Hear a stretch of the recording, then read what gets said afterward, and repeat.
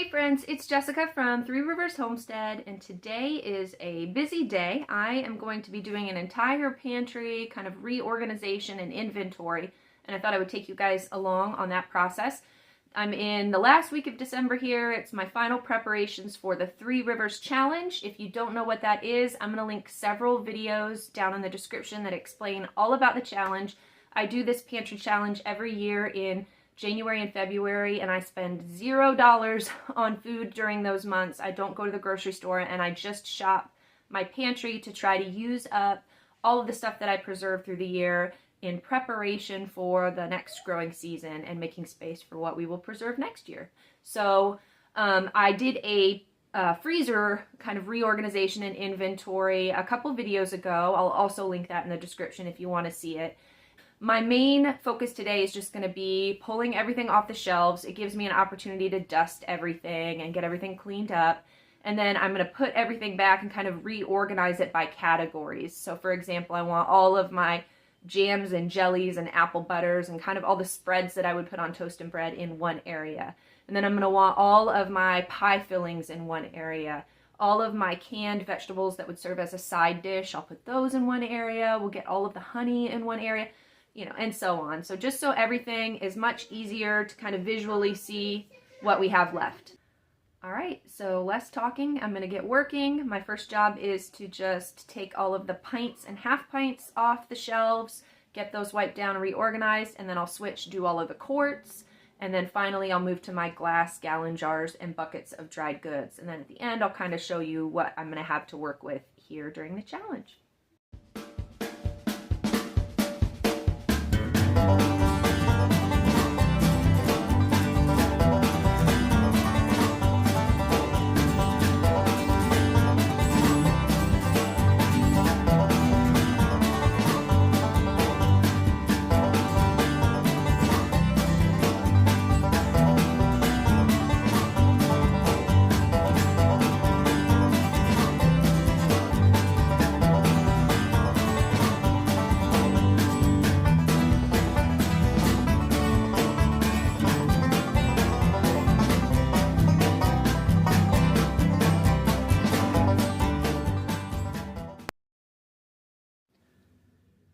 Okay, so we had to take a pause because my dad stopped by to visit, and so we were talking to him, and now I'm going to pick back up where I left off. I'm actually at a point where my counter is all full, and I have a couple shelves up here that are emptied, so I'm going to wipe those shelves down, and I'm going to start refilling them with our least used items. So for example, up on the top, I'm going to put my pints of honey.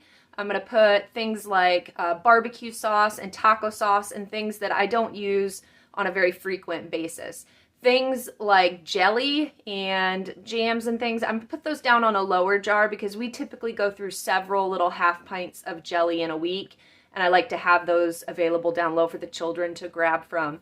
So let me show you what I pulled off so far, and then I'm going to start getting it organized up there on the top.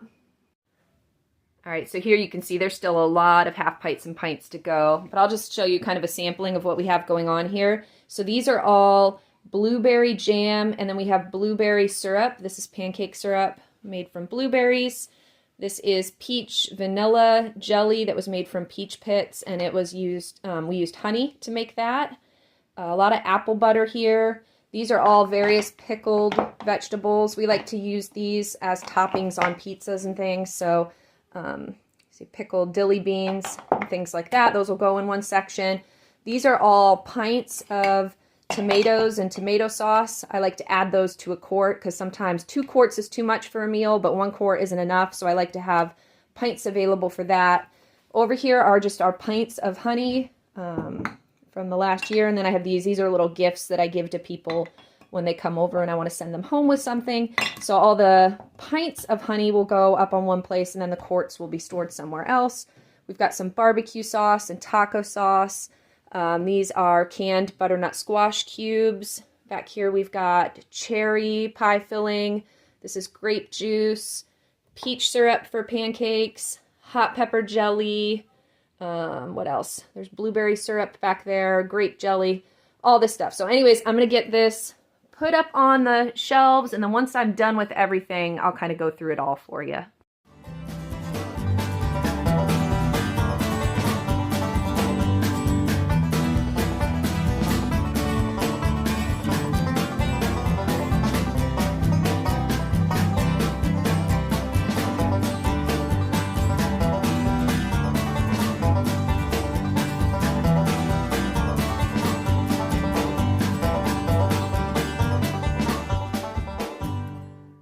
Alright guys, that was a bigger project than I anticipated, but I've got all of the canning jars organized. I have yet to do the dried goods. But let me show you everything that I have left from my canning in 2021. Remember, we have been eating off of this, you know, since the end of the growing season. So this isn't everything I canned, but it is what we have left heading into the pantry challenge. Let me go ahead and show you. Okay, so up here, these are all of our homegrown honey. I've got the quarts here, and then all of the pints and smaller jars here. And then this whole, oops, let me get it to focus. This whole top shelf here is all fruit sauce, applesauce and peach sauce. And then next to it, we've got hot pepper jelly. This is peach syrup, blueberry syrup. Those are for over pancakes. We've got barbecue sauce, and then here's taco sauce. These are various pickled vegetables. We've got pickled garlic scapes, cayenne sauce, and then peach hot sauce. All right, then down this whole shelf here is grape juice, and then some pickles, and some canned butternut squash in quarts. And then down here, these are all pints of tomato sauce. I have the quarts down here. And then we have some peach salsa. This is corn relish. This is a French onion soup base. Here we have pints of canned butternut squash, pints of canned corn, and then all my pickled peppers. All right, and then down here next to the tomato sauce, we have canned chicken, canned beef, a bunch of different broths here, and then the quarts of canned corn all go into there. And then below that, down here, these are all different jellies and jams. So we have blueberry. This is apple butter, pear butter. We have blackberry jelly. This is peach jelly. Then all of this is mostly grape. We've got tomato jam, cherry jelly, and then these are pints of cherry pie filling.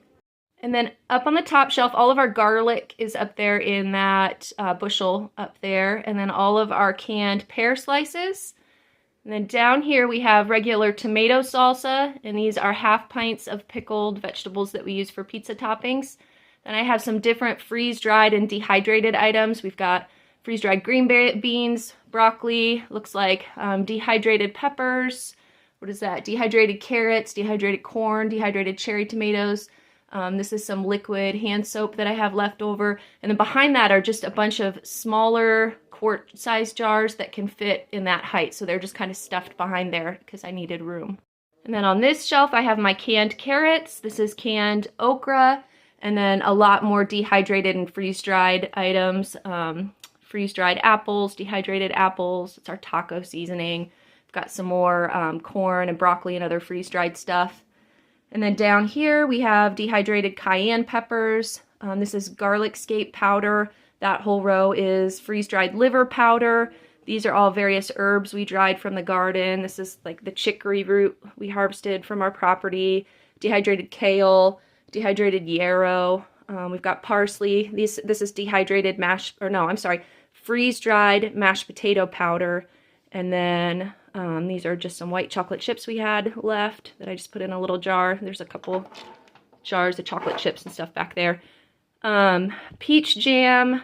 This is corn cob jelly. Some more canned, like pints of canned meat, canned mixed veggies, and then some pints of grape juice. Then this row is mostly, besides the corn here, this is mostly pie filling all the way going back. So we've got peach here, we've got apple here, and I think that's all the pie filling. Then over here are all of my different vinegars. This is the peach vinegar I made last summer. I showed you that process. Some regular apple scrap and apple cider vinegars back there. I have some that are infusing, like these are onion blossoms that are infusing in the vinegar to use this for salad dressing. Just all of that back there is vinegar. And then finally down here we have some canned blueberries, some canned beans. There's some quarts of canned beans shoved behind there somewhere too. I don't know where. This is applesauce. These are pints of applesauce. This is some more, what is this? Grape syrup. Failed batches of jelly are saved and used as pancake syrup, so that's all grape syrup to use. Pickled radishes, and then these are all oil infusions. There's like calendula oil there. I've got some yarrow oil back there. I'm trying to think of what else. Chamomile. I don't know. What is this? That's some lemon balm oil. These will all be used for soap making here when things slow down and I have a little time to get to making soap this year. All right, and then the things I have left to do, I need to go through all of my dried goods down here in my buckets and in my jars. And I've done full pantry tours before. I'll link one in the description that shows you everything that I have in my jars because not much has changed from last year and I don't want to be redundant and show you all of that again. But right now I'm just going to kind of go through and assess what we have. Let me show you some of the other things that, homegrown things that we preserved that are down here on the bottom shelf. Okay, so eggs are a big one in our house. It's a good source of protein. You know, we grow our own eggs, and like many people, our hens slow down in the months of December and January, which is right when we're doing our pantry challenge. So in anticipation of that, I preserve eggs every year, and for the last couple years, I have water glassed them. That is preserving them in a solution of calcium lime, and I have several videos I've done on that you can check out. But this is just what works for us. Last year I set the goal of preserving 20 dozen eggs to get me through January and February, and we exceeded that goal. We're somewhere between 30 and 40 dozen. I don't know how many I have left because I have broken into a couple buckets here in the beginning of December to do some baking projects that I needed to do. So this whole row behind my buckets here, it's not deep enough to put 2 5-gallon buckets, but it is the perfect size to have a 5-gallon bucket in the front and then a gallon jar behind. So I have a whole row of these water glassed eggs back here, and I'm thinking that we're going to be okay to get through the pantry challenge. Usually my hens pick back up and start laying more consistently in the beginning to middle of February, so I really just need to make it through the next 6 weeks or so, and this will be great. So my goal was, like I mentioned, about 20 dozen, but with what we have, we should be able to do a scrambled egg breakfast maybe once or twice a week, and then have enough leftover eggs between what we've preserved and what we're getting from our hens to do all of our baking projects. And you guys know we do a lot of baking around here, so I'm feeling well stocked here with our eggs. So I'm feeling really good about the preparations that I did today.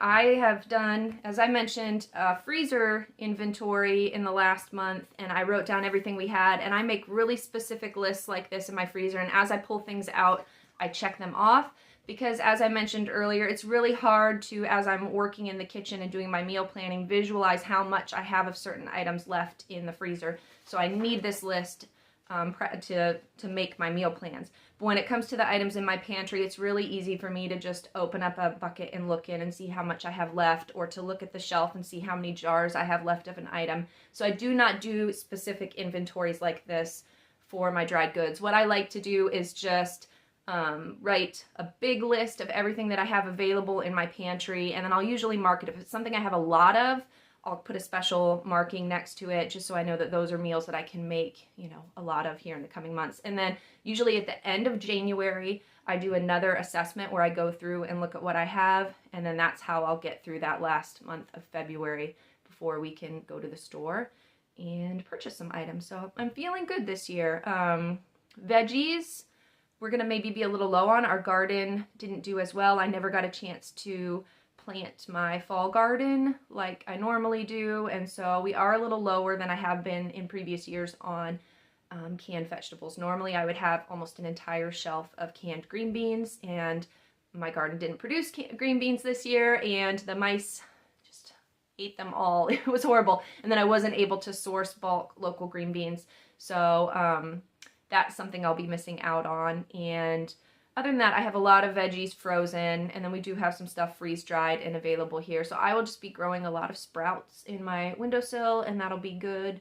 We will make it work. We do have lots of carrots. We do have lots of dehydrated kale and frozen spinach and things like that. So I think we're going to be just fine. But other than that, I'm a little lower than I would like to be on oats heading into the pantry challenge. Normally I have 2 full 5-gallon buckets, and I only have about 3/4 of one 5-gallon bucket, and I'm not quite sure what I was thinking when I did my last Azure order. I should have ordered a bag, but it's fine. We will make it until the end of February, and I'm just going to have to get creative. We normally have oatmeal once a week, but you know what? We have lots of whole oat groats that we usually grind into oat flour, and so I'll just need to make some oat porridge using the oat groats. We have tons of buckwheat. I can make buckwheat kasha and lots of other hot breakfast cereals, and this will be a good opportunity to use up some of those items because I tend to default to the oatmeal because it's there and it's convenient in the bucket, and now it's just an opportunity to get a little more creative, and I think that this will be good for us. So